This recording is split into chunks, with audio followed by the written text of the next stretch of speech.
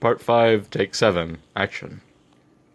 Now, these 5 media channels we're going to implement to win the hearts and minds of the people of the city and county of Honolulu are social media websites, newspapers, a text-based website, an interactive website,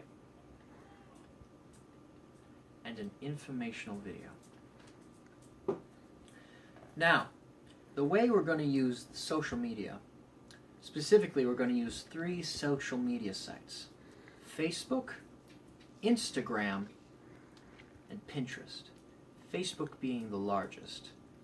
68% of America's population indulges in using Facebook. So we cannot pass up this opportunity to reach such a large audience. So the way the social media is going to work is that we release small messages on the websites. People will take interest, and then they will share it and spread our message for us. And then if they get interested and follow the hyperlinks to our main websites, the text-based website, the interactive website, or the informational video, then they will be drawn in deeper into our campaign and be more interested until they're thinking that they want plastics 3 to 7 to be made a law to be recycled in Hawaii. The drawback is that there's only so much we can do with the comment system in the back and forth, and we can only put so much information into each post. But it serves more as a gateway to our more richer websites and media channels where you can learn more about our campaign.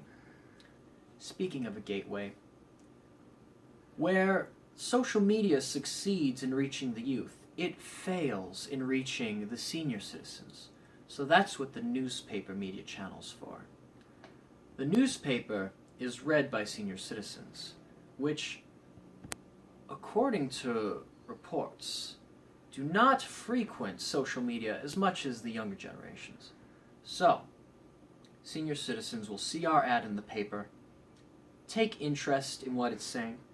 It can't give too much information, just brief, who we are, what we want, and how we're gonna get it, and then a nice web address for them to follow. From there, they can indulge in our text-based website, which is rich in information, and more to the point about the text-based website, it will be simple to use, easy to read, simple to navigate, aesthetically pleasing to look at. It will even have some simple questions answered in the FAQs and some on the front page, so that the basic questions will be answered, and then when their interest is piqued, they will dig deeper and learn more about our campaign. So, that is basically what the newspaper is for. It has the drawback that all old technologies have. When it's out there, there's no turning back. You can't change anything once it's published. Other than that, it does its job of reaching the older generations and possibly others, outliers. Now, after all that gateway work, we're on to the meat and potatoes of our campaign, the text-based website. The text-based website, like I said, will be simple and easy to use. It has the drawback that it's all text, so it's kind of dry. It's not for everybody. But if you want to learn, it's all there, ready to be used by you. And once we get past the text-based website, or if it's a bit too much for some people, there's always the interactive website, where it's not meant to be as educational or as informative as the text-based website. It is meant to be more fun, get you engaged, tell you some fun facts.